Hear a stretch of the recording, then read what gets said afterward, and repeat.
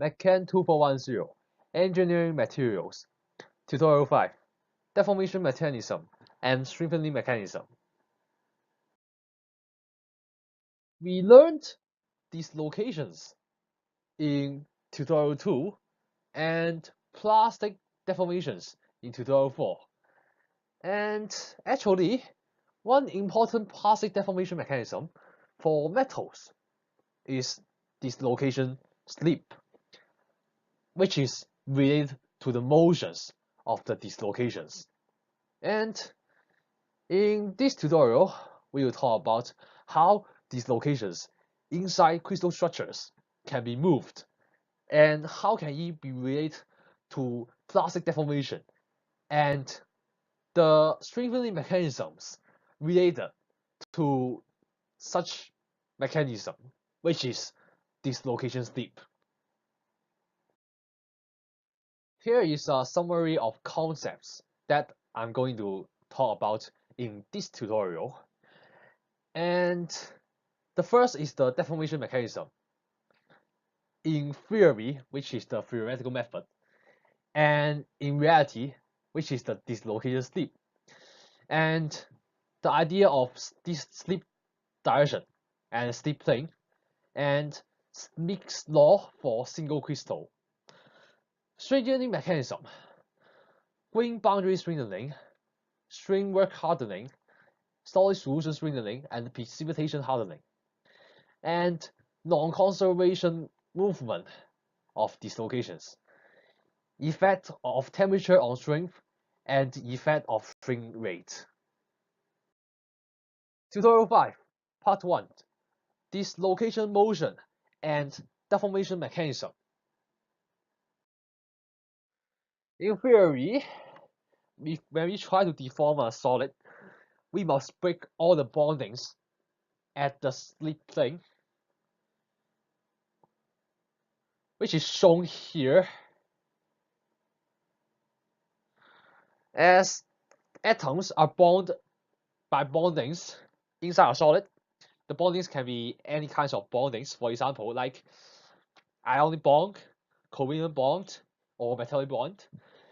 And by this theoretical deformation method, the force and the energy required to do this is very, very large, which does not match with the experimental value. And there is a discrepancy between the theory and the actual values for different kinds of materials, and such as the values for yield strength.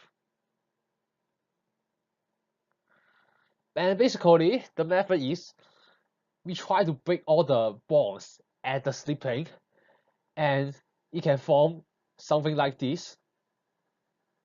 But just like I have just said, it is not likely, as the theoretical result does not match with the experimental result. And therefore, a new deform mechanism is proposed, and it is actually related to dislocation movement within a crystalline solid. So, if the materials contain dislocations, dislocations itself can move to deform a solid under external force, and only very few bondings need to break at the same time when it moves, and that means the force requires is much more lower, and which match with the actual values. For example, yield strength, and it can be illustrated using a worm. And basically, when we try to look at these pictures down here, let's look at the first picture here. The red line matches the bondings you need to break when these dislocations try to move from the first picture, the location of first picture, to the locations within the second picture. And so the slip plane is still circled by this green circle. And you can see that by this way, only very few number of bondings need to break simultaneously, and that means force required is much more lower and it matches with the actual values. And finally, after the dislocation moves out, it will deform the material, just like is shown as at picture 4. Dislocation slip is highly related to edge dislocations or screw dislocations. And edge and screw dislocations are two distinct types of dislocations.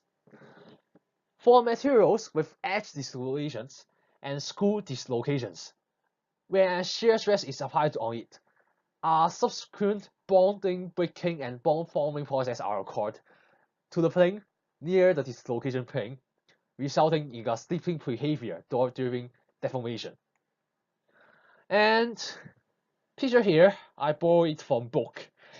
It actually shows some basic terminologies of the dislocation slip mechanism.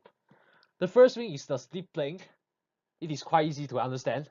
Basically, it's the plane where it slips, where the dislocation slips. And basically, here is the edge dislocations in this picture. And this one is actually edge dislocations, and it is very similar with the pictures in the last slide, but this one is 3D version, and the principle are basically the same. And you can see that here is the final result.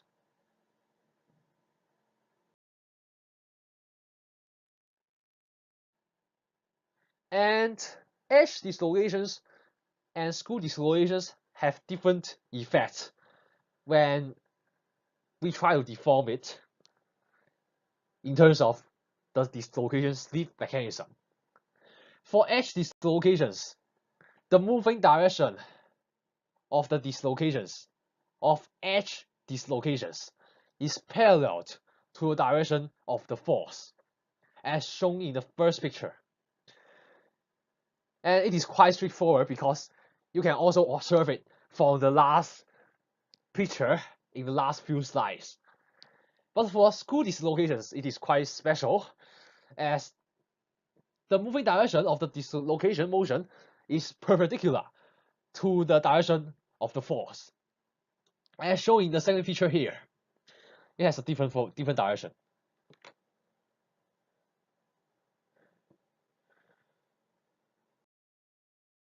And actually, dislocation itself can interact with each other.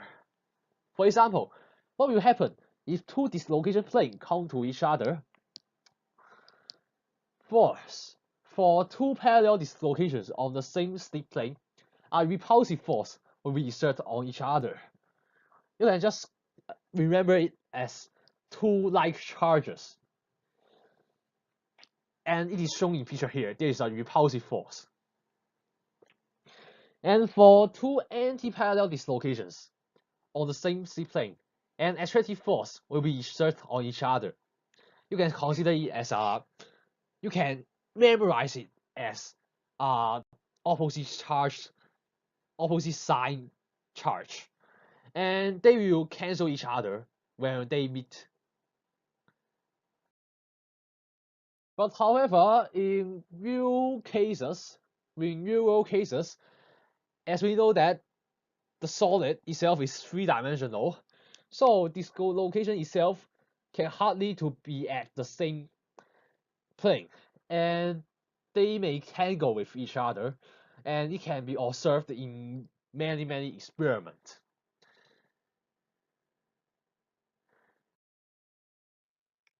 And apart from these motions of dislocations, which is mainly about dislocation slip, there are also some non-conservative motion of dislocations. For example, one case is the dislocation climb. Basically, the dislocation plane move outward during to a presence of vacancy. For first feature, you can show here there is a vacancy here, and actually it can move outward because of the existence of this vacancy. And this usually happens at a temperature higher than 0.3 times the melting point of that particular material.